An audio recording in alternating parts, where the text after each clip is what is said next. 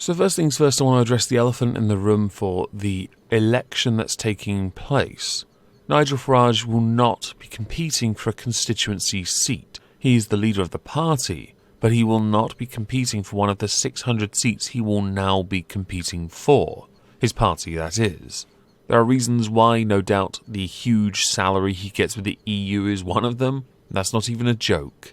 Another would be that he isn't interested actually in being an MP, because there's a lot more procedure to it than the EU's. No offence, EU, but get good. This all comes after the Conservative Party have rejected a pact with the Brexit Party. And that is fine. It's interesting. We're moving on. Instead, I want to talk about the process for what will happen today in Parliament. Because today, MPs are going to choose the successor to John Bercow. There are currently 7 candidates. They are Chris Bryant, former Minister and Shadow Commons leader, Harriet Harman, former Minister and Deputy Labour leader, Meg Hillier, Chairwoman of the Public Accounts Committee, Sir Lindsay Hoyle, elected Deputy Speaker in 2010, Dame Eleanor Lang, who has been Deputy Speaker since 2013, Sir Edward Lee, Conservative MP for Gainsborough, former Chairman of the Public Accounts Committee, and Dame Rosie Winterton, who is a former Labour Chief Whip and has been elected Deputy Speaker since 2017. The process goes quite simply. At 2:30 today, candidates will make short speeches in the Commons, after which MPs then cast their votes. Now, how this unfolds is that candidates need support of 12 MPs in order to be eligible to take part. After the MPs have made their pitches, MPs have 20 minutes to vote in a secret ballot, which then takes an hour to count. If no candidate receives more than half the votes, the individual who receives the least votes drops out, as will anyone who obtains less than 5% of the total cast. MPs will then continue to vote until one candidate obtains more than half of the votes.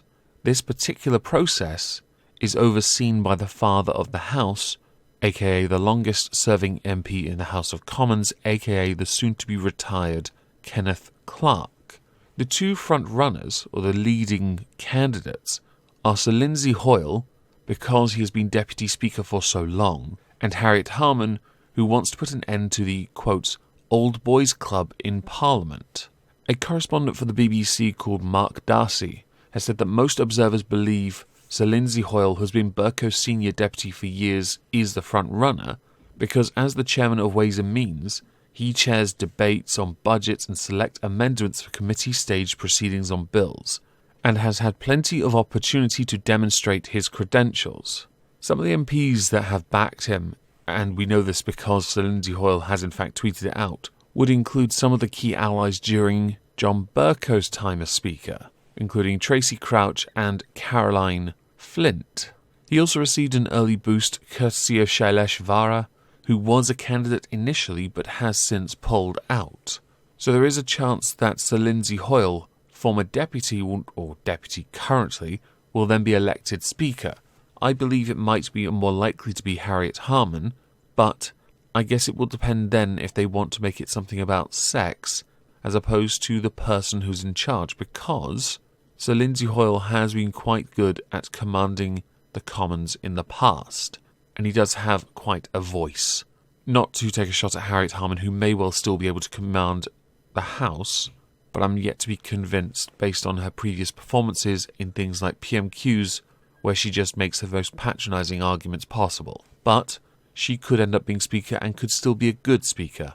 Time will only tell on that part, and I'm just making an early judgment based on what I've seen her do in Parliament in the past. Condescension, I think, is in fact her middle name. The role of the Speaker over the past few years has come under a considerable amount of scrutiny, because while John Bercow has been praised for boosting the influence of backbench MPs, he has been ultimately criticised for stretching parliamentary rules, and then the accusations because of Brexit to being impartial. The job of the Speaker, and this is where the issue has arisen a lot of the time, has been that they are responsible for choosing which amendments can be voted on, and during the Brexit process this has been quite significant.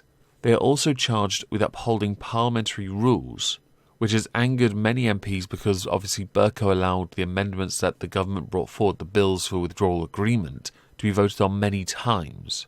Speakers can also permit MPs to ask urgent questions, whereby government ministers are summoned to the House of Commons over a time-sensitive or important matter.